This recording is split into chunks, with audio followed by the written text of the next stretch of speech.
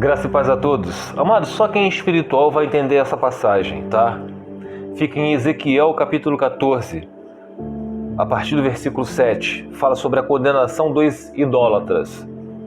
Quando qualquer israelita ou qualquer estrangeiro residente em Israel separar-se de mim, erguer ídolo em seu coração e puser um tropeço ímpio diante de si e depois for a um profeta para me consultar, eu, o Senhor, eu mesmo responderei a ele, voltarei o meu rosto contra aquele homem e farei dele um exemplo e um objeto de zombaria.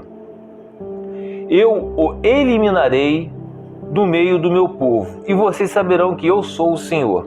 E continuando, se o profeta for enganado e levado a proferir uma profecia falsa, eu, o Senhor, terei enganado aquele profeta. Estenderei o meu braço contra ele e o destruirei, tirando-o do meio de Israel, o meu povo. O profeta será tão culpado quanto aquele que o consultar. Ambos serão castigados. Isso para que a nação de Israel não se desvie mais de mim, nem mais se contamine com todos os seus pecados. Serão o meu povo e eu serei o seu Deus. Palavra do soberano Senhor. Por isso que eu comecei o vídeo falando que vocês vão ter que ser espirituais para entender isso. Deus vai enganar um profeta para que esse profeta engane o povo. Um povo de dura cerviz. Porque antes Deus já tinha levado profetas que proferiram a verdade. Falaram a verdade para acabar com aquela idolatria, para que o povo se arrependesse dos seus pecados. Mas eles não deram ouvidos aos profetas verdadeiros. Então o que Deus fez? Vou colocar uma pedra de tropeço para vocês serem enganados. Vou enganar o profeta. Vou levantar um profeta mentiroso. E o pior, Deus vai eliminar tanto o profeta mentiroso, que ele mesmo fez o profeta mentir, quanto aqueles que consultaram o mentiroso. Lembra uma passagem, se não me engano, no livro de Jó, mas que fala, tanto o enganado quanto o enganador a Deus pertence. E aqui na Bíblia de Estudo, da King James, tem aqui uma resposta, uma explicação do teólogo, que diz o seguinte: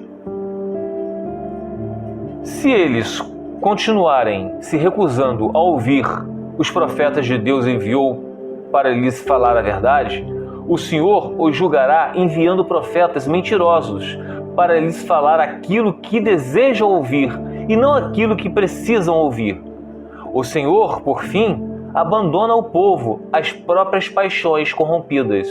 A gente pode ver isso até no Romanos capítulo 1, versículo 18 ao 32, quando Deus fala assim, pela sua teimosia, vou entregar vocês as suas paixões vergonhosas, homem com homens, mulheres com mulheres. Então, meus amados, nós que falamos do casamento, a gente fala que o casamento... A gente fala que está na Bíblia, né? A gente só repete que o casamento até que a morte separe. Mesmo havendo adultério, mesmo havendo abandono, vocês ainda continuam ligados espiritualmente a essa aliança com o cônjuge, mesmo se ele se divorciar e casar com outro. Tem vários estudos, tanto do Antigo Testamento como do Novo, falando isso.